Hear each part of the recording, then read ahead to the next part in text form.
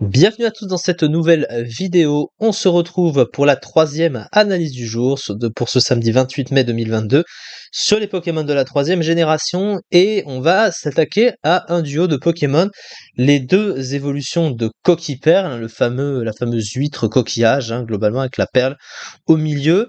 Et la première d'entre elles, c'est Serpang, et ensuite on fera l'autre, et on aura donc ensuite fini pour les analyses de ce jour. Serpang, du coup, qu'est-ce que c'est en stratégie? Alors, du coup, il a un type eau pur. Alors, le type eau, c'est un type qui est très bon, évidemment, c'est un des meilleurs types du jeu, autant défensivement et offensivement, c'est d'ailleurs son point fort. Défensivement, il apporte 4 résistances, qu'on connaît bien, au type feu, glace, acier et eau pour seulement 2 faiblesses, au type électrique et au type plante, qui peuvent être parfois gênantes, mais c'est moins, il a moins de faiblesses que de résistance, donc c'est une bonne chose. Offensivement, c'est un type très bon offensivement, alors pas incroyable, mais correct, surtout qu'il est neutre sur le type acier. On sait que quand un type est neutre sur le type acier, offensivement, c'est une bonne chose qu'il ne soit pas résisté, surtout que il n'a qu'un seul stab et c'est un peu un problème parce que c'est un Pokémon offensif et on préfère qu'il ait un double stab pour avoir une plus grosse utilité offensive. Être juste type eau, ça reste pas incroyable, mais c'est pas un mauvais type, donc voilà, il faut quand même dire ce qu'il en est.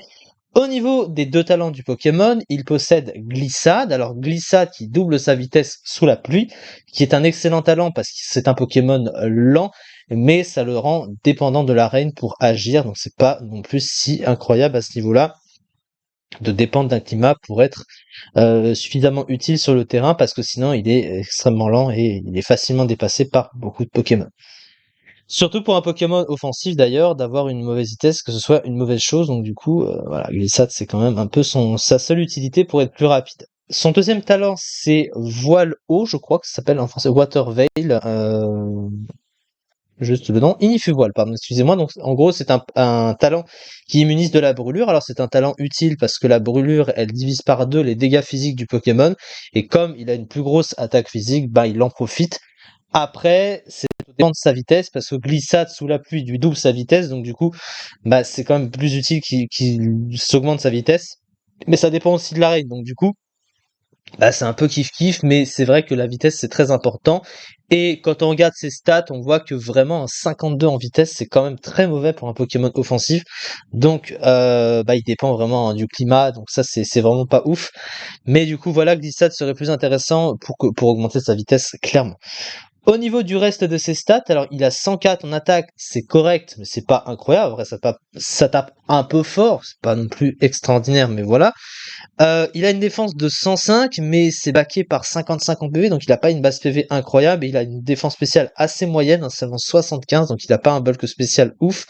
Il a 94 en attaque spéciale aussi, alors c'est utilisable, pardon. Donc à ce niveau-là, voilà, c'est pas incroyable non plus, mais globalement, voilà, offensivement, il s'en sort pas si mal que ça. Alors au niveau du Moupoule, par contre, c'est assez décevant parce que son Moupoule offensif est quand même très limité. Alors il a ses attaques de type eau, évidemment, mais ses attaques de Kovac sont très limitées, son Moupoule de soutien est très limité. Alors on note qu'il a quand même accès à une très bonne capacité de boost, il a accès à Exuviation, très pratique parce que ça lui booste sa vitesse de 2 crans, ainsi que son attaque et son attaque spéciale, donc ça lui permet de pouvoir taper plus fort, mais comme son move pool offensif est limité derrière, bah ça joue sur peu de capacités offensives et c'est assez dommage.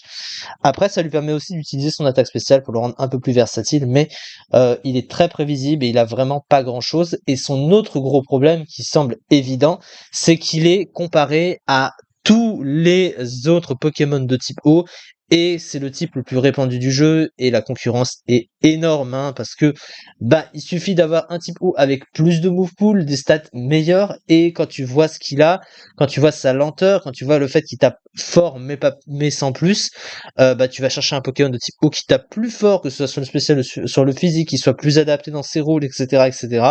Bref, le Pokémon est très concurrencé, et donc logiquement il s'en retrouve descendu dans les tiers sans trop de surprise, et il atteint que la 102e place du classement. Il l'atteignait, tout du moins, il n'est pas revenu dans épée et bouclier.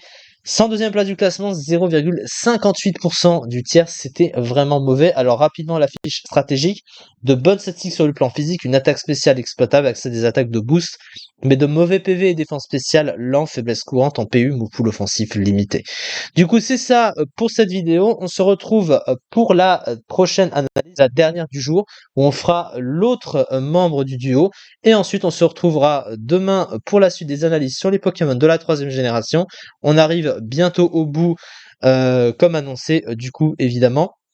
Merci beaucoup en tout cas de m'avoir suivi et à très vite pour une prochaine vidéo.